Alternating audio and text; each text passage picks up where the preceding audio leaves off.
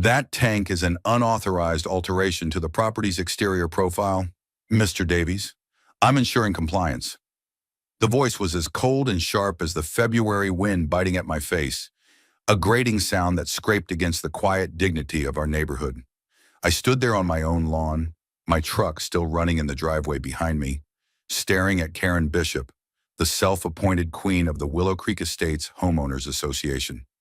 She was a woman built like a filing cabinet, overflowing with self-importance, and in her gloved hand, she held a large, industrial-looking pipe wrench. The wrench was resting on the main shutoff valve of my 500-gallon propane tank, the very tank that supplied the gas for our furnace, our water heater, and our stove. The valve was fully closed, and the copper supply line leading to the house had been disconnected, its fitting gleaming nakedly in the weak afternoon sun. A faint, sickeningly sweet smell of mercaptan, the odorant added to propane, hung in the air, a testament to her reckless act. My blood ran cold, colder than the 38-degree air. Inside that house, my 72-year-old mother, Eleanor, was resting. She had chronic obstructive pulmonary disease, and a stable, warm environment wasn't a luxury for her. It was a medical necessity. "Karen," I said, my voice dangerously low, a deep rumble I hadn't used since my last deployment. "You just tampered with a pressurized gas line. What in God's name do you think you're doing?" She puffed out her chest, her floral print puffer jacket crinkling with indignation. "I am doing my job as HOA president. This tank was installed without Architectural Review Board approval. You received the notice. Failure to comply results in board-authorized remediation." It was a lie, a bold, spectacular lie. The tank had been there for 15 years, long before the HOA was even a malignant thought in a developer's mind. Grandfathered in by every conceivable statute. I had the paperwork to prove it, filed away with the same precision I used for my service records. But logic was a foreign language to Karen. She spoke only in the tongue of power, fines, and petty tyranny. "Get off my property," I said, taking a deliberate step forward, "and stay away from my utilities." Her eyes narrowed, a flicker of something, maybe not fear, but the surprise of a predator that has never had its prey bite back. "This is common area, Mr. Davies. The bylaws are clear about setbacks, and I will be assessing you a fine for the unauthorized installation, another for the non-compliance, and a service fee for the board's intervention." My mind, trained to assess threats and formulate responses in seconds, was already working. I pulled out my phone. Step 1. Document. I took a photo of her, wrench in hand, standing over the disconnected line. I took a photo of the valve. I started recording video. "Say that again, Karen," I said, my phone held steady. "State your name and your justification for trespassing and illegally shutting off my gas supply, endangering the occupant of this house." Her face, already flushed from the cold, turned a deep, blotchy crimson. The sudden appearance of a camera had shifted the dynamic. The bureaucratic shield she hid behind was transparent to a lens. "This is harassment," she sputtered, taking a clumsy step back. "You can't record me." "I can and I am.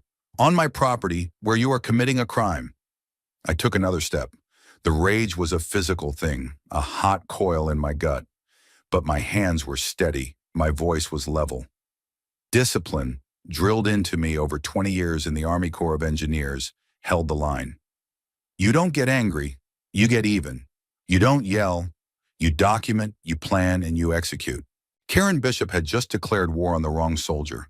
She had no idea the forces she had just unleashed. She thought she was just winning another petty battle over aesthetics. She had no clue she was about to become the primary objective in a campaign of total, legal, and meticulously planned destruction. If you've ever had a run-in with an HOA president on a power trip, you know exactly the kind of fight I was in for. Go ahead and hit that subscribe button and let me know in the comments where you're watching from or share your own HOA nightmare. Trust me, you're going to want to see how this one ends. Now let me take you back to how this all started, because it wasn't just about a propane tank. It never is. I bought this house 10 years ago, a quiet, 3-bedroom ranch-style home on a little over an acre at the edge of the Willow Creek development. It was perfect. Close enough to town for convenience, but with enough land to feel like you could breathe. The key for me was that my property wasn't technically part of the initial HOA charter. I was an add-on, a fringe property the developer had to negotiate with the county to include for zoning density, and my deed had specific exemptions. The propane tank was one of them. It was a pre-existing utility infrastructure, and the law was clear on that. For years, things were fine. The HOA was a sleepy entity that mostly just handled landscaping for the little brick entrance sign. Then 2 years ago, Karen Bishop and her husband retired here from somewhere out of state.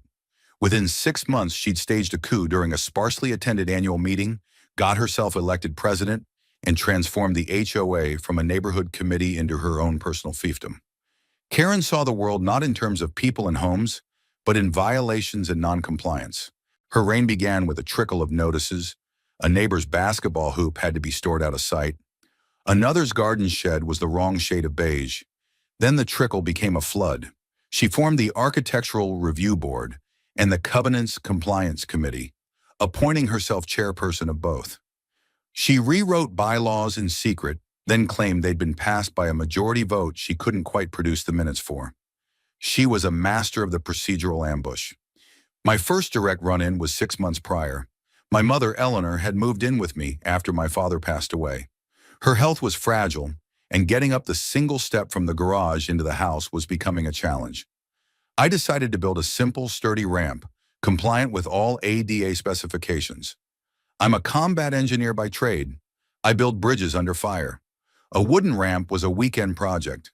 Before the first bag of concrete for the footings was even mixed, there was a notice taped to my door. Unauthorized structural addition.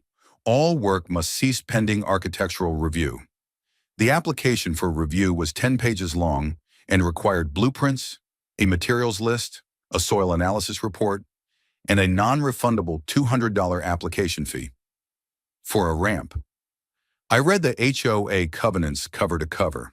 They were vague, poorly written, and in many cases, legally unenforceable. I wrote back a polite, firm letter citing the Fair Housing Act and its requirements for reasonable accommodations for persons with disabilities, attached a copy of my mother's doctor's letter, and informed them I would be proceeding. I built the ramp. It was a beautiful piece of work, solid as a rock, stained to match the house trim perfectly. 2 days later, a $500 fine appeared in my mailbox. The stated reason, failure to obtain prior approval for construction. That was the moment I knew this wasn't about rules. It was about control. I paid the fine, but I also sent a certified letter to the HOA board, formally putting them on notice that they were interfering with a federally protected right and that any further action would be met with legal challenges. I included the relevant statutes and case law. The fines for the ramp stopped. But I had shown my hand. I had shown her that I knew the rules better than she did, and for a person like Karen, that was an unforgivable sin. I became a target. My lawn was measured with a ruler. My trash cans were photographed if they were out by the curb an hour too early. It was a war of attrition, and now, standing in the cold, smelling the ghost of propane on the air, I knew she had just escalated it to a level she couldn't possibly comprehend. This wasn't about a fine or a ramp anymore. She had put my mother's life in danger. And for that, there would be no letters. There would be no warnings. There would be a reckoning. My first call wasn't to the police. It was to Mike, the manager at Heritage Propane, the company that had been servicing this tank since before I owned the house. I explained the situation, my voice tight with a control that cost me dearly. Mike, a gruff but decent man I'd known for years, was silent for a moment. Then he swore, a string of creative curses that was almost poetic. "She did what? With a wrench? Does she have a death wish?" He barked into the phone. "Mark, that's not just illegal, it's monumentally stupid. That's a high-pressure fitting. She could have caused a leak, an uncontrolled release. In this cold, the vapor cloud would hug the ground. Any spark, a car starting, a static charge from her stupid jacket, and your house is a crater. I'm sending my senior tech, Bill, right now. Don't touch anything. And for God's sake, get your mother out of there." The word crater hung in the air long after he said it. I walked back to my truck, my knees feeling weak for the first time. I hadn't even considered the explosive risk. My focus had been on the cold. I looked at the house, a placid-looking brick ranch, and imagined it gone, replaced by a smoking hole in the ground. The rage I'd been suppressing boiled over into something else, a cold, terrifying clarity. I got my mother. I wrapped her in her thickest coat, grabbed her emergency oxygen bottle, and settled her into the heated passenger seat of my truck. She was confused, her breathing a little more labored from the stress. "What's happening, Mark? Is the heat broken?" she asked, her voice thin. "Just a problem with the tank, Mom. We're getting it fixed. We're just going to sit in the warm truck for a little bit." I didn't want to scare her, but the lie tasted like ash in my mouth. While we waited, I made the second call, this time to the county sheriff's office. I calmly explained that an individual had trespassed onto my property and deliberately tampered with a residential gas supply line, creating a hazardous situation and cutting off heat to the home of a medically vulnerable elderly person. I used specific neutral language. I gave them Karen's name and address. The dispatcher sounded unimpressed. "So it's a dispute with your HOA?" she asked, her tone bored. "No," I corrected her firmly. "It is a criminal act of reckless endangerment and trespassing. The HOA is the affiliation of the perpetrator, not the nature of the dispute." There was a pause, then a sigh. "We'll send a deputy to take a report when one becomes available." It was the classic brush-off. Civil matter, not our problem. I knew it was coming, but it still infuriated me. They wouldn't be so dismissive if my house had blown up. Bill, the propane technician, arrived within 20 minutes, his service truck rumbling down the driveway. He was a big man with a weathered face and eyes that had seen it all. He took one look at the disconnected line and let out a low whistle. "Hoo, boy, Mike wasn't kidding." He pulled out a handheld gas detector and swept the area. The device chirped angrily near the ground by the tank. "Still some vapor settling. Good thing it's breezy." He worked with a quiet, efficient professionalism that I, as a former NCO, deeply respected. He inspected the valve, the threads on the fitting, the regulator. "She scored the brass on the fitting," he said, pointing with a gloved finger. "Use the wrench like a gorilla. This whole pigtail hose is compromised now, and I can't just reconnect it. The whole system has been opened to the atmosphere, so it has to be pressure tested and leak checked from the tank all the way to every appliance in the house. It's the law. Your furnace, your water heater, your stove. I have to check every single one before I can turn this gas back on." He looked at me, his expression grim. "This isn't a 10-minute job, sir, and it's not going to be cheap. And your HOA president is going to get a bill for it, along with a formal report from us to the State Utilities Commission and the fire marshal. We don't screw around with this stuff." Music to my ears. "Bill," I said, "I need a copy of that report, and I need your professional assessment, in writing, of the potential dangers of what she did." He nodded, understanding immediately. "You'll have it. I'll detail the code violations, the safety risks, the whole 9 yards. This is the kind of thing that gets people hurt. We have a zero-tolerance policy for civilian tampering." While Bill worked, a sheriff's deputy finally cruised up. He was young, looked barely out of his 20s, with a swagger that hadn't yet been eroded by experience. He ambled over, one hand resting on his duty belt. "Evening. Got a call about a disagreement?" I walked him through it, pointing to the tank, to Bill working, to my mother sitting in my truck. I showed him the video on my phone of Karen, wrench in hand. He watched it, his face impassive. "Okay," he said, handing the phone back. "And you said she's the HOA president?" "That's correct." He sighed, a world-weary sound that was comical coming from someone so young. "Look, sir, these HOA things can get pretty heated. Technically, tampering with a utility is a crime, but usually the DA wants to see intent to cause harm, not just, enforce a rule, even if it's in a stupid way." I stared at him. "She disconnected a gas line in freezing weather with a 72-year-old woman with a lung condition inside. At what point does stupid cross the line into criminally negligent?" He shifted his weight, clearly uncomfortable. "I'll go talk to her. I'll take a report. I'll document it. But honestly, you'll probably have better luck in civil court." He was already mentally filing it under nuisance call and moving on. He didn't get it. Not yet. But he was creating a record. That was step 2. The patrol car was a documented official response. His report, however flimsy, was a piece of evidence. I thanked him for his time, my face a mask of calm cooperation.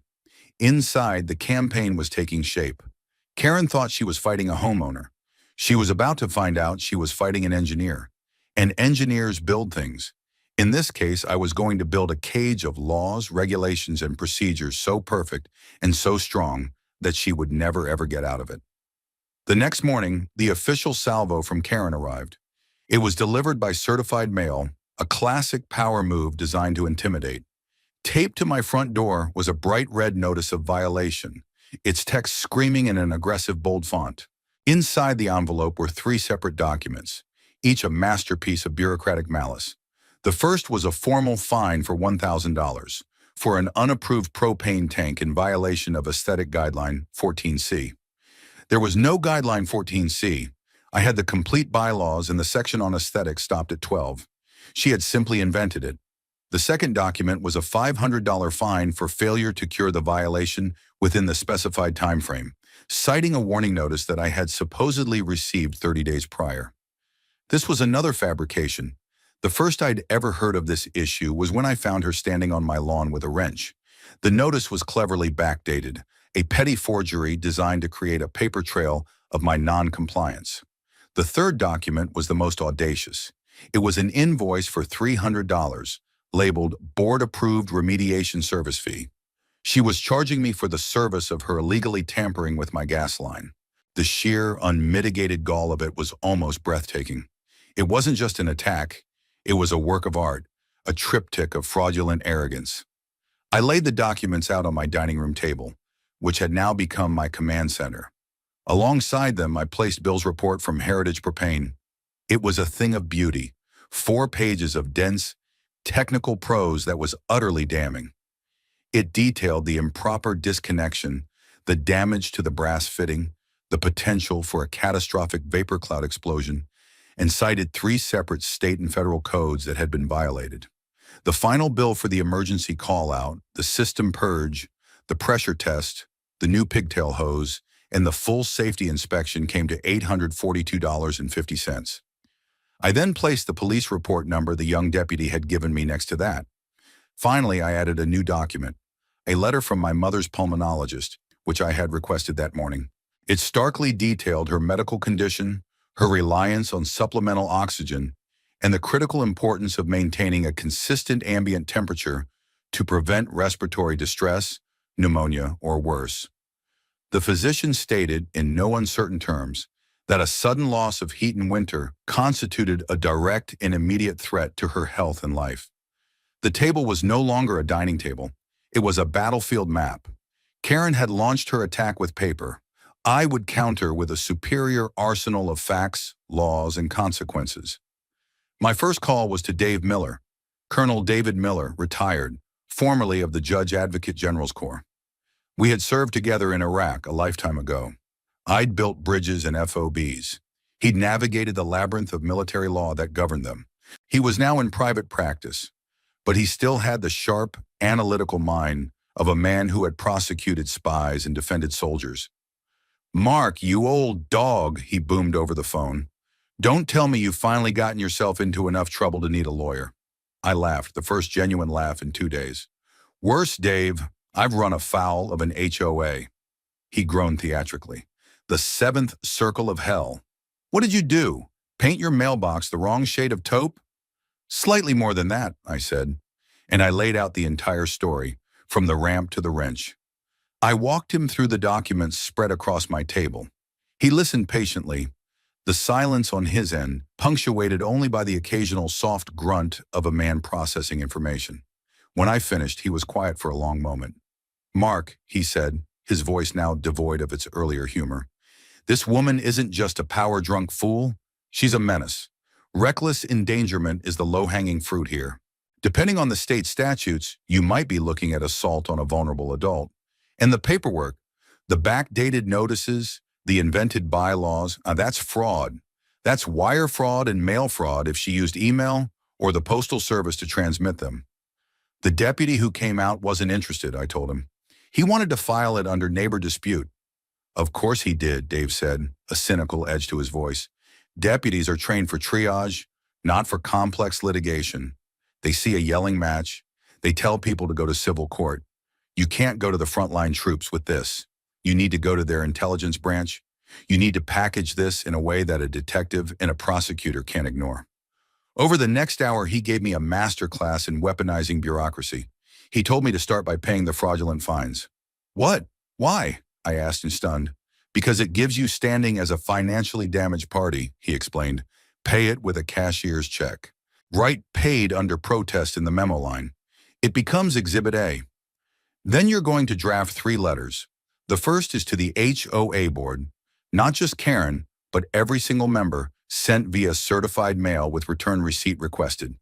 In it, you will state that you are paying the fines under protest to avoid further conflict, but that you are formally disputing the legitimacy of the violations and the fees. You will attach a copy of the propane company's invoice and inform them that they are liable for the full amount.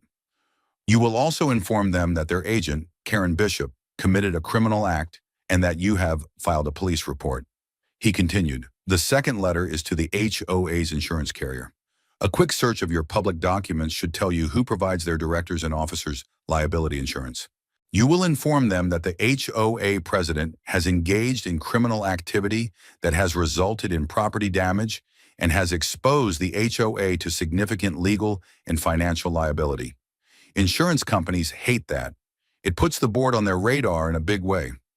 And the third letter? I asked, scribbling notes.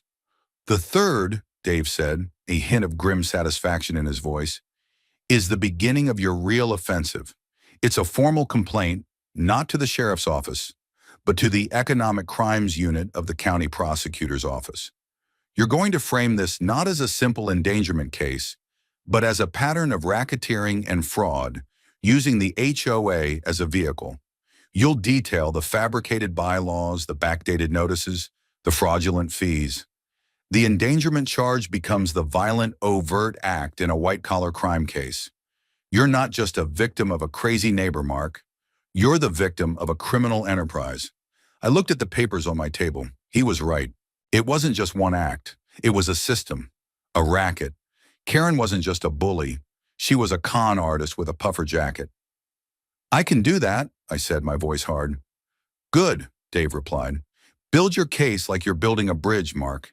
Every document is a girder. Every fact is a rivet. Make it so solid that when the full weight of the law lands on it, it doesn't even tremble. The war of paper had begun, and I was about to go on the offensive. The next phase of my campaign was reconnaissance. A good commander never fights a battle without knowing the terrain and the disposition of all forces, including potential allies. Karen had isolated and targeted individuals. I was going to unite them. On Saturday morning, with my mother comfortably settled in with a book in the thermostat set to a steady 72 degrees, I went for a walk. I wasn't just walking for exercise. I was on a mission. I carried a simple notepad and a pen. My first stop was the home of the Millers, an elderly couple in their 80s whose immaculate garden had been their pride and joy for 30 years. I'd heard whispers that Karen had waged a war against their collection of garden gnomes. I found Mr. Miller on his hands and knees tending to his rose bushes. I introduced myself, and after a few minutes of pleasantries about the weather, I gently brought up the HOA. His face, weathered and kind, clouded over instantly. That woman, he said, his voice trembling slightly with anger. She called our gnomes lawn clutter and a violation of aesthetic harmony. Sent us a picture with a big red circle around one of them. Fined us $200. Mrs. Miller came out, wiping her hands on her apron. We've had those gnomes since our grandchildren were little, she said, her voice thick with emotion. She said if we didn't remove them, the fines would increase weekly and they'd place a lien on our house. A lien. We've lived here 35 years and never missed a payment on anything. I listened, my expression sympathetic but my mind analytical. A lien threat over garden gnomes. That was extortion. Would you be willing, I asked carefully, to write down exactly what happened, with the dates? And would you let me have a copy of the violation notice she sent you? They looked at each other, a flicker of hope in their eyes. You're doing something about her, aren't you? Mrs. Miller asked. I'm gathering information, I said truthfully. There's strength in numbers. They promised to have a written statement for me by the end of the day. My next visit was to the Rodriguez family, a young couple with two small kids. Their crime? A portable basketball hoop. Karen had decreed that the hoop, even when stored at the side of their garage, was visually disruptive. I spoke to Carlos Rodriguez as he was packing his kids into the minivan. He was exhausted and angry. "She's relentless," he said, rubbing his temples.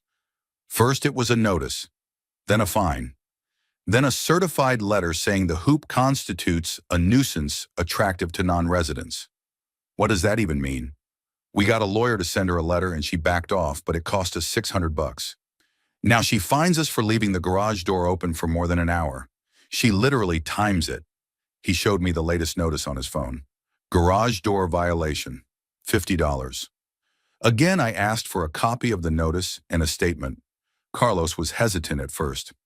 "I don't want more trouble, man." "The trouble is already here," I told him. "Ignoring it won't make it go away. All I'm doing is collecting facts. The more people who provide them, the clearer the picture becomes." He thought for a moment, then nodded. "Yeah, okay, I'm in. This has to stop." I spent the next 4 hours walking the neighborhood.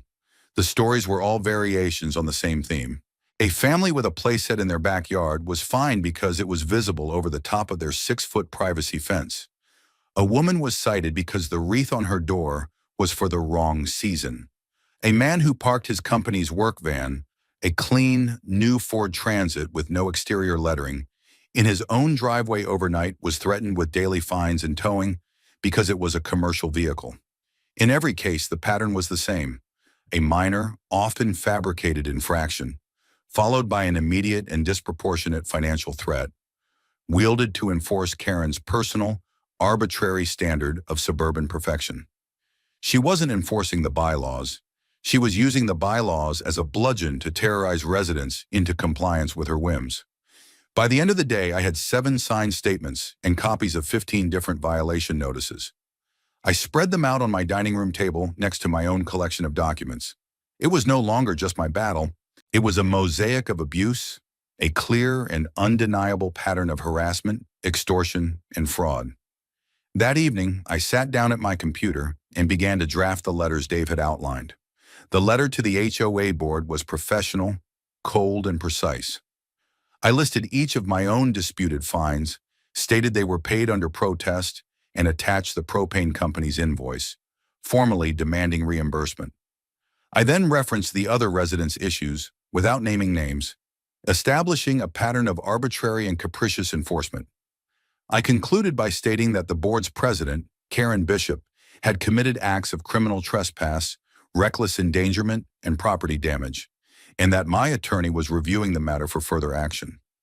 I addressed it to the board's secretary and treasurer by name, sending a clear message that this was no longer just between me and Karen. They were now officially on notice. They were complicit. The letter to the D&O insurance carrier was even more pointed. I used the language of risk and liability. I described the board president's actions as willful and malicious, a key phrase that insurance policies often use to exclude coverage. I attached Bill's report from the propane company as a prime example of the liability she was creating. My goal was to make the insurance company see the HOA board not as a client, but as a massive, ticking financial time bomb. They would, in turn, put immense pressure on the board to contain their rogue president. Finally, I began composing the master document, the formal complaint to the county prosecutor. This was not a letter. It was a legal brief. I was building a case. I started with a summary of Karen's criminal acts against me, the trespass, the endangerment. Then I broadened the scope. I detailed the financial crimes, the fabricated bylaws, the backdated notices, the fraudulent service fee. I used the term extortion to describe the threat of liens for non-payment of these fraudulent fines. I created an appendix referencing the statements and violation notices I had collected from my neighbors. I labeled it Appendix A, Evidence of a Pattern of Racketeering Activity. I was using the language of organized crime, and I was doing it deliberately. Karen wasn't just an overzealous volunteer. She was running a racket, and I was giving the prosecutor's office a perfectly packaged case, complete with evidence, witness statements, and a clear legal theory, tying it all together with a bow. It took me 2 full days to complete the package. When I was done, it was 30 pages long. It was methodical, irrefutable, and utterly devastating. On Monday morning, I drove to the county courthouse. I bypassed the sheriff's office and went straight to the prosecutor's office, as Dave had advised. I asked to speak to someone in the economic crimes unit. After a short wait, a young, serious-looking assistant district attorney named Mr. Chen came out to meet me. I handed him the package. "My name is Mark Davies," I said, "and I'd like to report a criminal enterprise." He took the thick folder, a flicker of surprise on his face. He'd probably been expecting a rambling complaint about a stolen lawnmower. He looked at the cover page I had created. Formal criminal complaint regarding racketeering, fraud, and reckless endangerment by the Willow Creek Estates Homeowners Association Board of Directors. His eyebrows shot up. He opened it and his eyes scanned the first page, the executive summary. He looked back up at me, his expression transformed from mild curiosity to intense focus. "Mr. Davies," he said slowly, "I think you'd better come in." The interview with Assistant District Attorney Chen was unlike any interaction I'd had with law enforcement before. It wasn't a dismissal or a placation, it was a debriefing. We sat in a small windowless conference room, the thick folder I'd prepared lying open between us. He didn't just skim it, he read it page by page, his pen making small, precise notes in the margins. He was a quiet man, probably in his late 30s, with an intensity that suggested he missed nothing. He read Bill's technical report from the Propane company twice. "She used a pipe wrench," he murmured, more to himself than to me, shaking his head in disbelief. "An adjustable pipe wrench on a brass gas fitting." He then turned to the section I had built on the fraudulent fines and backdated notices. He cross-referenced the dates on my violation with the date of Karen's illegal act. "So she disconnects your gas, then fabricates a paper trail to justify it after the fact," he clarified. "That's correct," I said. "She needed to create a pretext that she was acting in an official capacity." "That shows intent," Chen said, tapping his pen on the table. "That elevates it beyond a simple mistake or an act of stupidity. It's a calculated cover-up." He spent a significant amount of time on Appendix A, the collection of stories from my neighbors. He looked up at me, his expression serious. "The gnomes, the basketball hoop, the garage door, individually, they're petty annoyances, civil disputes, but taken together, as you've laid them out here, they demonstrate a clear modus operandi. It's a pattern of using her official position to extort money and enforce personal whims under the color of law.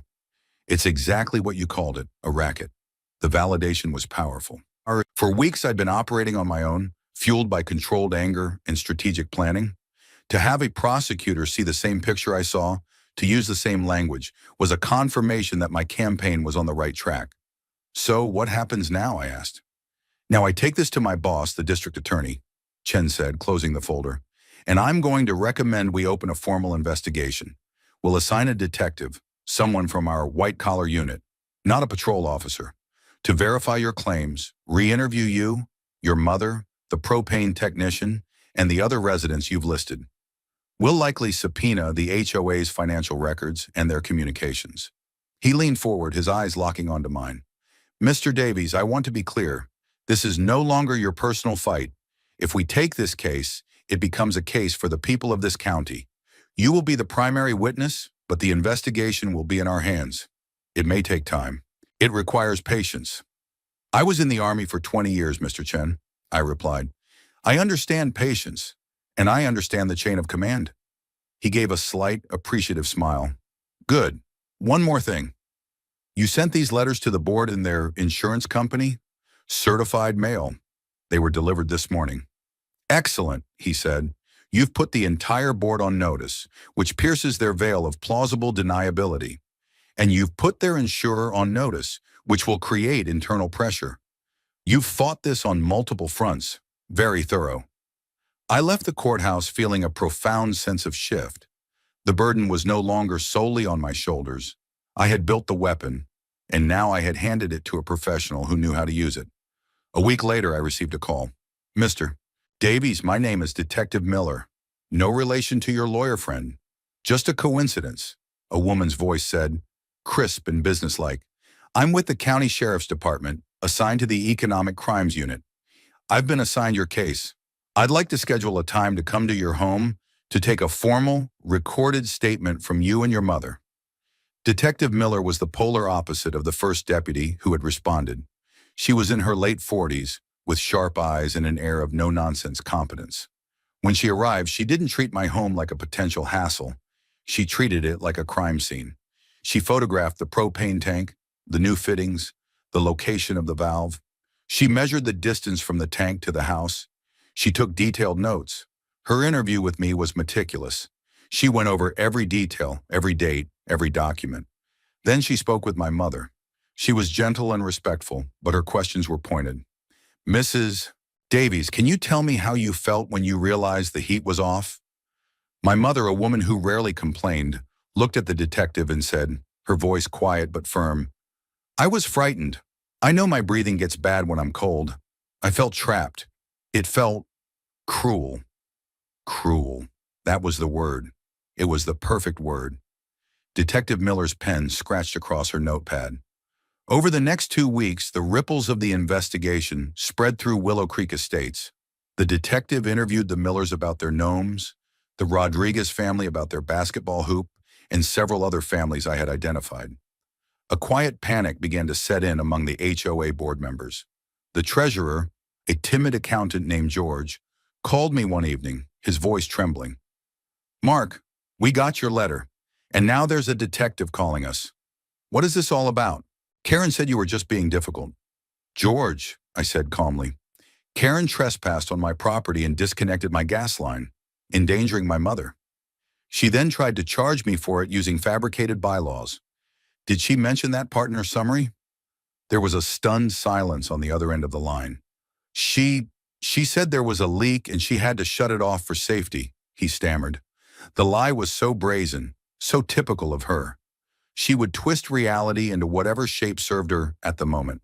George, I have a 4-page report from the Propane Company's senior technician and a video of the entire event. There was no leak until she created one. You and the rest of the board have a choice. You can continue to allow Karen Bishop to expose you all to massive criminal and civil liability, or you can do your fiduciary duty and remove her. I suggest you talk to the HOA's lawyer, and I suggest you do it fast. The call ended. I knew I had just planted a seed of rebellion within the board itself. They were not evil people, just weak, swept along by Karen's domineering personality. Now, faced with a criminal investigation, their instinct for self-preservation would kick in. Karen, however, was incapable of seeing the danger. Like all tyrants, she believed her own propaganda. She couldn't conceive of a world where she could face real consequences. Her response to the investigation wasn't fear, it was fury. And that fury would lead her to make her single greatest tactical error. She called for an emergency, all-hands HOA meeting.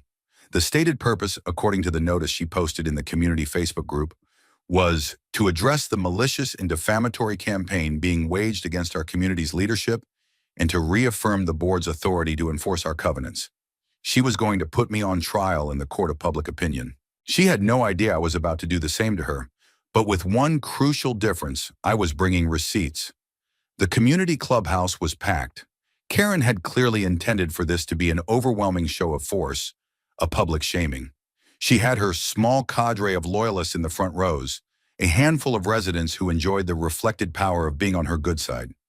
The rest of the room was a mix of the curious, the concerned, and the quietly furious, the people I had spoken to, who now saw this meeting as a potential turning point. My mother had insisted on coming. I want to see her face when you speak, she'd said, a spark of her old fire in her eyes. I had her settled in a comfortable chair near the back, away from the main scrum, with Mrs. Miller sitting beside her. Dave Miller, my JAG friend, had driven in for the event. He wasn't there in any official capacity, just as an observer, a reassuring presence in a tailored suit who stood calmly against the back wall, watching everything with a lawyer's unblinking gaze. I had a single manila folder in my hand. Karen stood at a lectern at the front of the room, beaming with a smug, proprietary air, as if she were the host of a fabulous party. She was dressed in a bright red blazer, a color that did her no favors, and she gripped the sides of the lectern like a captain on the bridge of her ship. "Thank you all for coming on such short notice," she began, her voice dripping with false sincerity. "It has come to my attention that a certain resident, Mr. Mark Davies, has been spreading malicious lies and making baseless accusations against me and against your board." She pointed a dramatic finger in my direction. "He has objected to our community standards, refused to comply with basic aesthetic rules, and has now taken his personal grievances to outside authorities, wasting taxpayer money and attempting to intimidate your volunteer board members with threats of legal action." A few of her supporters clapped dutifully. I remained standing, my face a neutral mask. I let her speak. It was a classic tactic: frame the narrative first, poison the well.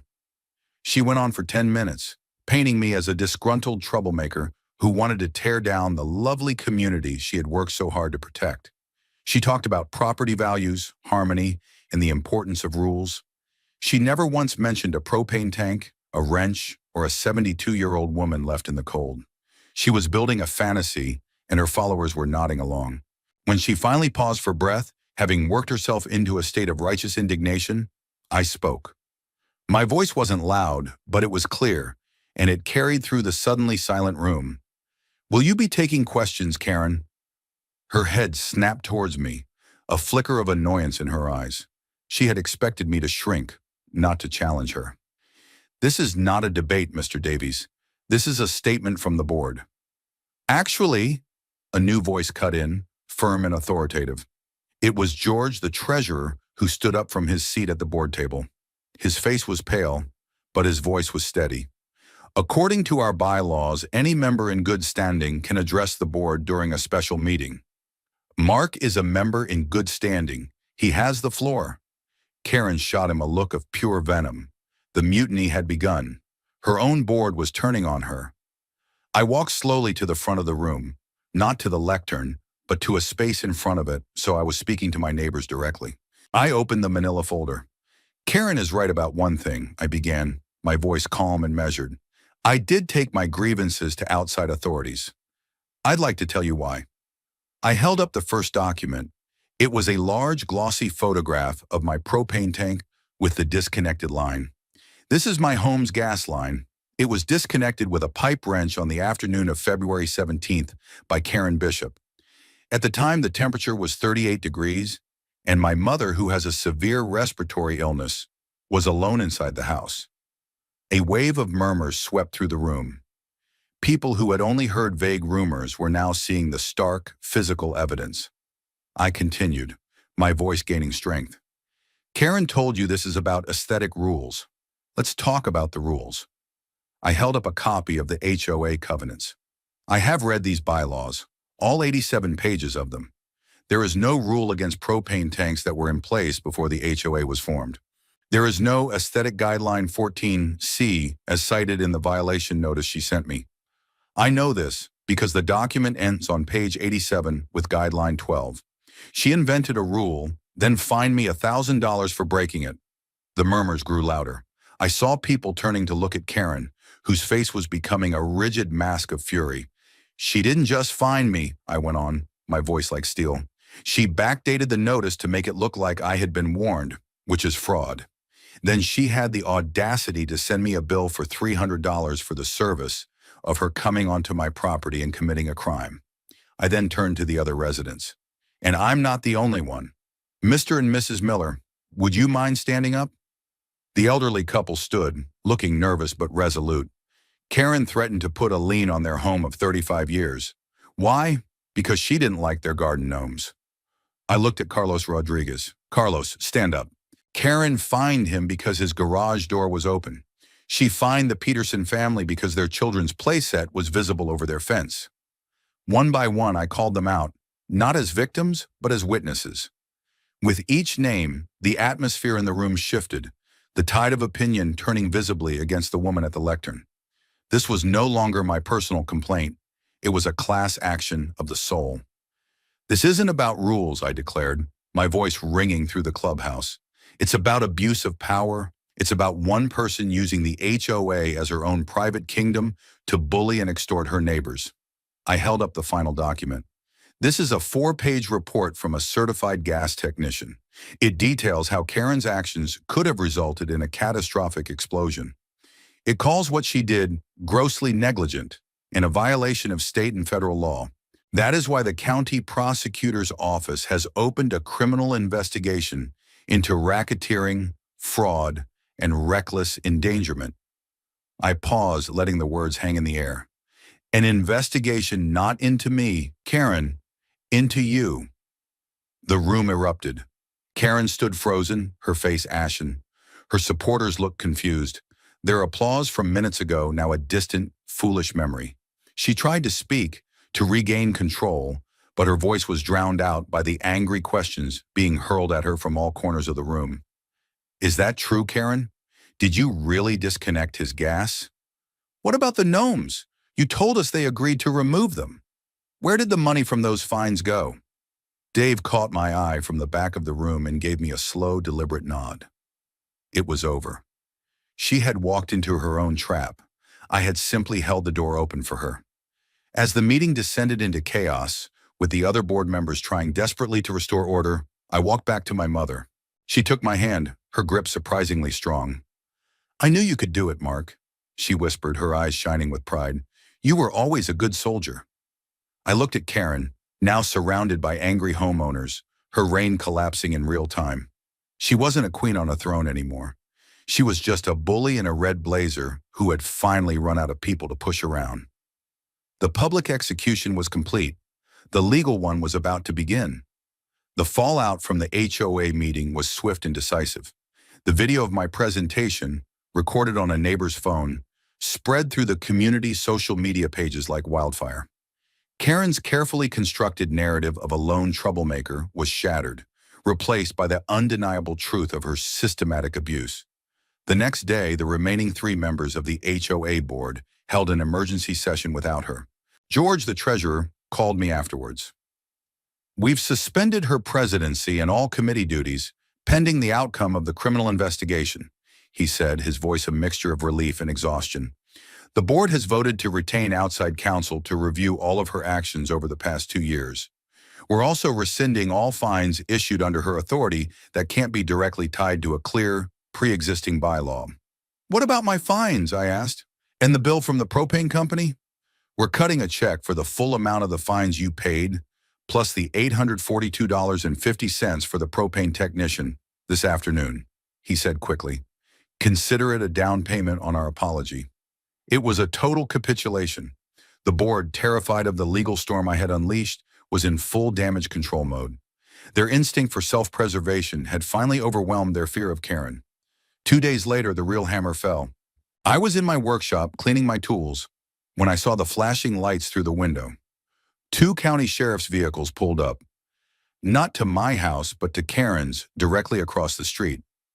Detective Miller got out of the lead car, along with another plainclothes officer. They walked up to Karen's front door with a purpose that was unmistakable. My neighbors started to emerge from their houses, drawn by the silent, revolving blue and red lights. The Millers stood on their porch, holding hands. Carlos Rodriguez and his wife watched from their driveway. It was a quiet, impromptu neighborhood watch, bearing witness to the moment of accountability. Karen answered the door, still wrapped in her armor of indignant denial. I couldn't hear the words, but I could see the pantomime of justice. I saw Detective Miller present her with a document, the arrest warrant. I saw Karen's face crumble, the arrogant mask dissolving into a slack-jawed expression of pure shock. She had genuinely believed until that very second that she was untouchable. She gestured wildly, her voice, even from across the street, carrying a tone of shrill disbelief. But there was no arguing with a warrant. The second officer stepped forward, gently but firmly turned her around, and placed her hands behind her back. The click of the handcuffs was imaginary from my vantage point, but it was deafening in its significance. As they walked her, uncuffed, to the patrol car, she looked around at the assembled neighbors, her face a mess of confusion and betrayal. She was looking for an ally, a friendly face, someone to protest this injustice. She found none. She saw only the quiet, watching eyes of the people she had terrorized. Her gaze finally fell on me, standing in the open doorway of my garage. For a moment, our eyes met across the street. There was no triumph in my expression, no gloating, just the quiet finality of a mission accomplished. In that moment, she finally understood. This wasn't a misunderstanding. It wasn't a personal spat. It was a consequence. She had laid a minefield of her own making and had just stepped on the last one. The local news picked up the story that evening. Local HOA president arrested on fraud, reckless endangerment charges. Her mugshot, a flattering portrait of bewildered rage, was displayed for all to see. The charges were serious: one felony count of reckless endangerment of a vulnerable adult, and multiple misdemeanor counts of fraud and extortion. The district attorney's office, using my meticulously prepared folder as their roadmap, had built an ironclad case. The public shaming was now complete and total. The weeks leading up to the trial were a flurry of legal activity. Karen, unable to use the HOA's lawyer or their insurance, had to hire her own defense attorney. Her defense strategy, as it emerged in pretrial motions, was as arrogant as she was. They claimed she was acting in good faith as an agent of the HOA, enforcing duly passed bylaws. They argued that the gas line tampering was a well-intentioned, if clumsy, attempt to mitigate a potential safety hazard, a lie so breathtaking it defied logic. They tried to have the testimony of the other neighbors thrown out as irrelevant to the core charges. The judge, a stern, no-nonsense woman named Judge Albright, denied every single motion. A D.A. Chen, the young prosecutor, was brilliant. He countered every argument with a calm recitation of the facts, using my own research and documentation as his foundation. He argued successfully that the pattern of fraudulent fines was essential to proving Karen's intent and her motive for the cover-up. It wasn't just about the gas line. It was about her entire criminal enterprise. Dave called me the night before the trial was set to begin. "You ready for this, Mark?" he asked. "You're going to be on the stand for a while. Her lawyer's going to try to paint you as a vindictive neighbor with a grudge." "Let him try," I said, looking at the photo of my mother on the mantelpiece. "I'm not the one on trial. All I have to do is tell the truth. Every single part of the truth is on my side." Dave chuckled. "That it is. Just remember your training. Answer only the question that is asked. Be calm. Be precise. Be the engineer. Let her be the emotional, hysterical one. Juries can spot the difference." The next morning, I put on my best suit, the one I kept for funerals and weddings. As I was adjusting my tie, my mother came up behind me and straightened it. "You look like a general," she said softly. "No, Mom," I replied, turning to face her. "I'm just a guy who loves his mom and doesn't like bullies." I walked into that courtroom not as a victim, but as a citizen who had demanded accountability and had done the hard work to make it happen. The battle was about to be joined, and I was ready. The courtroom was smaller than I'd imagined, all polished wood and somber lighting, which seemed to amplify the tension in the air. Karen sat at the defense table, looking diminished without her puffer jacket and her lectern. She was trying for a look of wronged innocence, but it was marred by the perpetual scowl etched onto her face. Her lawyer was a slick, overconfident man who seemed to believe he could win the case on sheer bluster. Ada Chen, by contrast, was a picture of calm, organized focus, his table neatly arranged with binders and files. The physical manifestation of my own methodical campaign.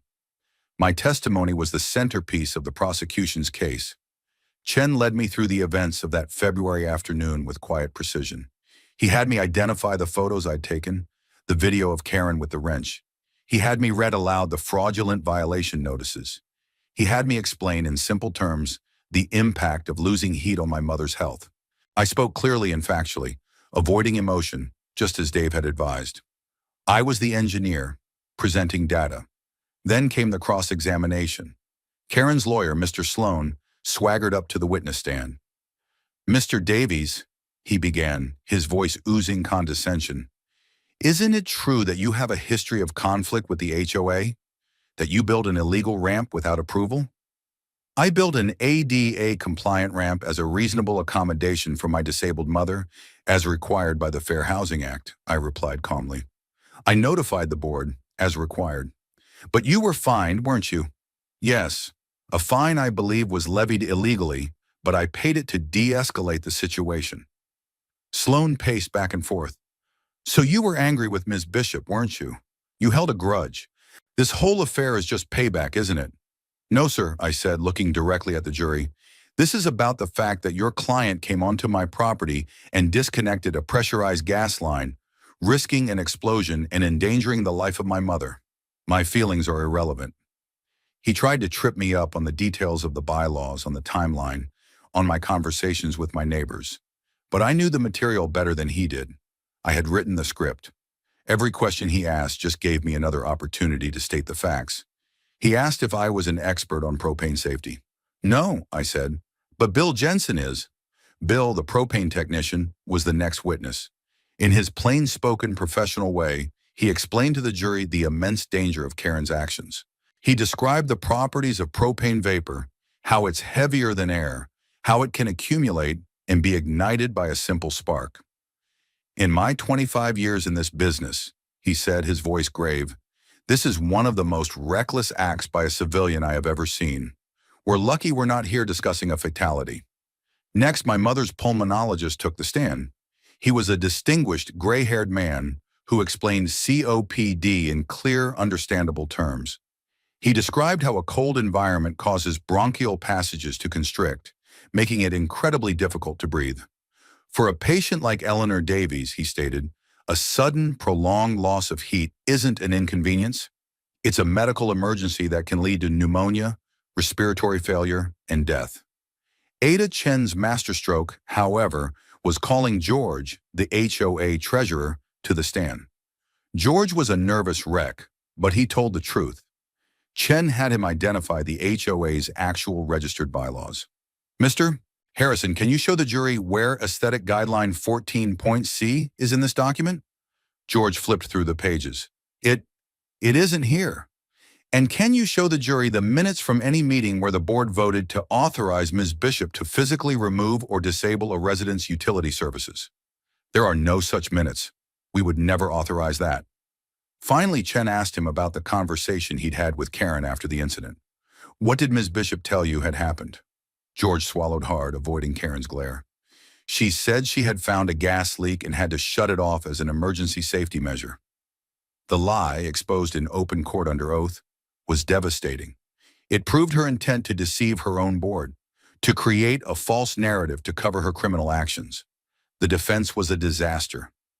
Karen took the stand in her own defense, a move born of pure hubris. She was by turns tearful and belligerent. She portrayed herself as a dedicated public servant, a volunteer working tirelessly for her community, being persecuted by a difficult, non-compliant man. On cross-examination, Ada Chen dismantled her. He was relentless, but his voice never rose. He simply confronted her with fact after fact. Ms. Bishop, you testified you shut off the gas because you smelled a leak. Is that correct? Yes, of course. I was concerned for everyone's safety.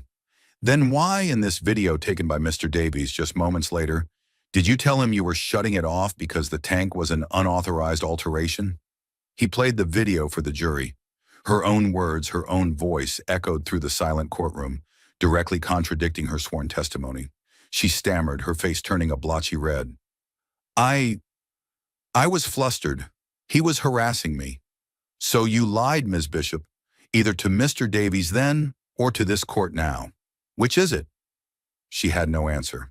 He then confronted her with the backdated fine. This notice is dated January 15th, but the metadata on the original file, which we subpoenaed from your computer, shows it was created on the afternoon of February 17th, hours after you disconnected the gas. Can you explain that? She stared at him, her mouth opening and closing with no sound coming out. She was caught. The digital breadcrumbs had betrayed her. Her entire defense crumbled into a pile of proven lies. The closing arguments were a study in contrast. Sloan ranted about meddling neighbors and the rights of HOAs. A DA Chen calmly walked the jury through the evidence, piece by piece. He built a logical, inescapable case. This isn't about property values, he concluded, his voice resonating with quiet power. It's about the abuse of power. It's about a woman who believed the rules didn't apply to her, only to everyone else. She acted with reckless disregard for human life and then committed fraud to cover her tracks. That is not a community leader. That is a criminal. The jury was out for less than an hour. The foreman, a woman with a kind but serious face, stood and looked not at Karen, but at the judge. On the charge of reckless endangerment of a vulnerable adult, we, the jury, find the defendant, Karen Bishop, guilty. A gasp went through the courtroom. On the charge of fraud, we find the defendant guilty. On the charge of extortion, we find the defendant guilty. Guilty on all counts.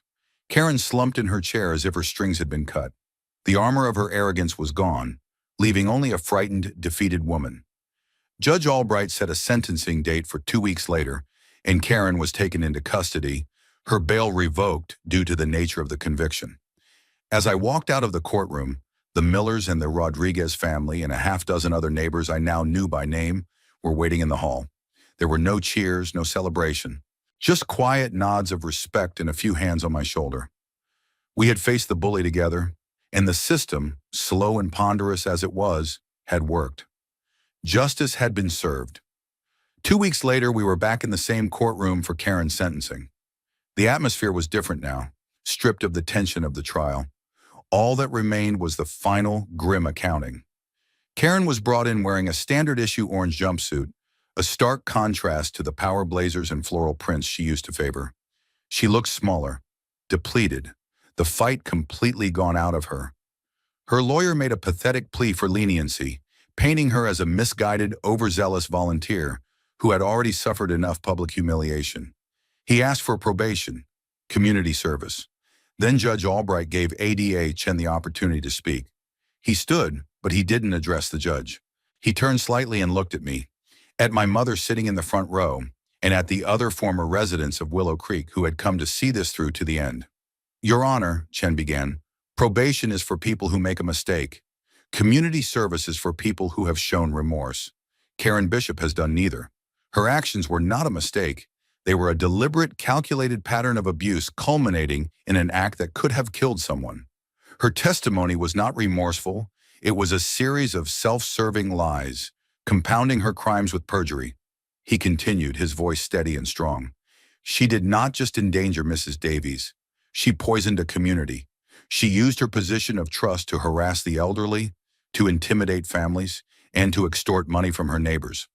A slap on the wrist would send a terrible message.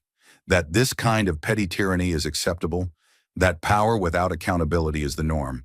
The people of Willow Creek, and every community like it, deserve to know that the law protects them from predators, even when those predators are elected HOA president. He then turned to the judge. The state recommends a custodial sentence, Your Honor, to reflect the gravity of the endangerment charge, and to send a clear message that this behavior will not be tolerated.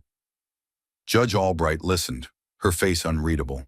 She looked down at the pre-sentencing report, at the letters submitted by the victims, at Karen's file. Then she looked directly at Karen. Ms. Bishop, do you have anything to say? Karen stood, shackled at the wrists, and mumbled a few words about being sorry for the misunderstanding. It was weak, pathetic, and utterly devoid of genuine remorse. Judge Albright was not impressed. Ms. Bishop, the judge began, her voice cold as a winter morning, I have presided over many cases. I have seen violence, theft, and all manner of human failing. But your case is disturbing in a unique way. You were entrusted with a position of minor authority, and you twisted it into a weapon to inflict misery on those around you.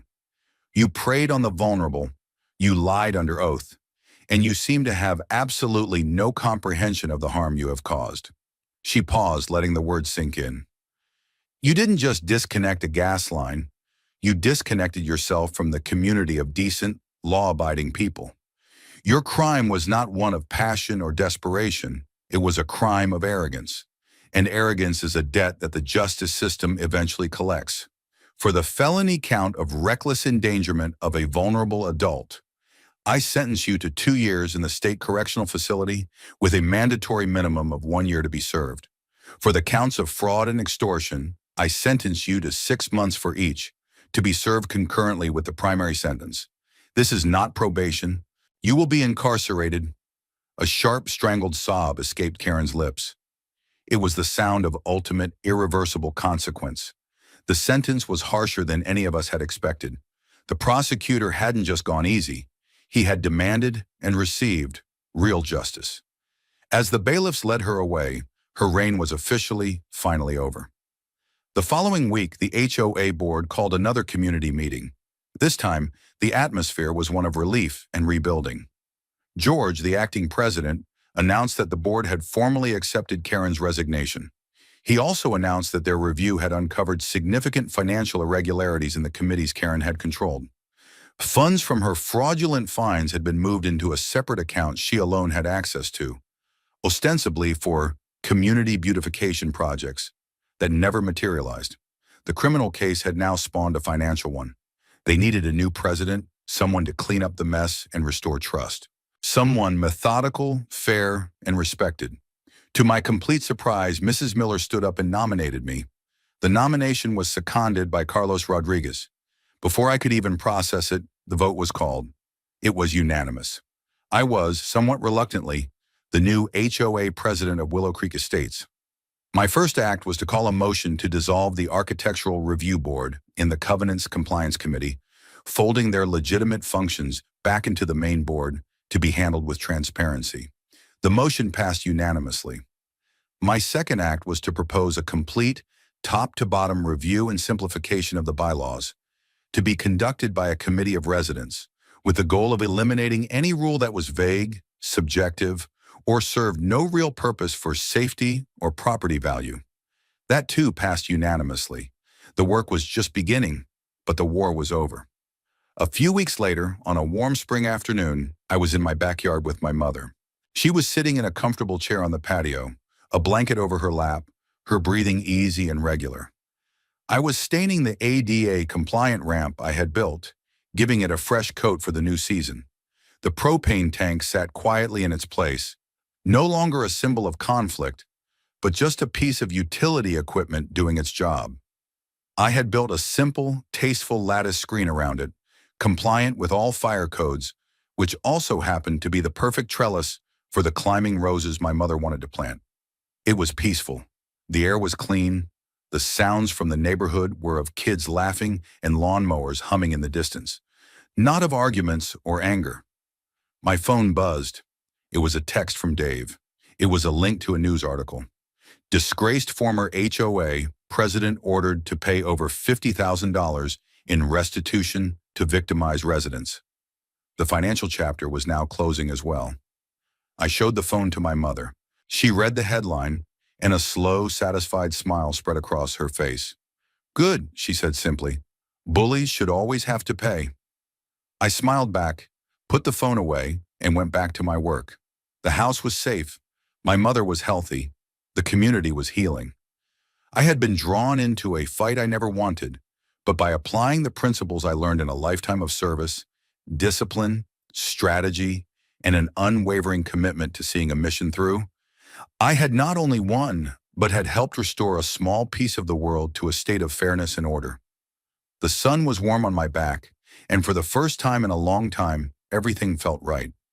Justice wasn't just a word in a courtroom. It was the quiet peace of a Saturday afternoon, earned and protected.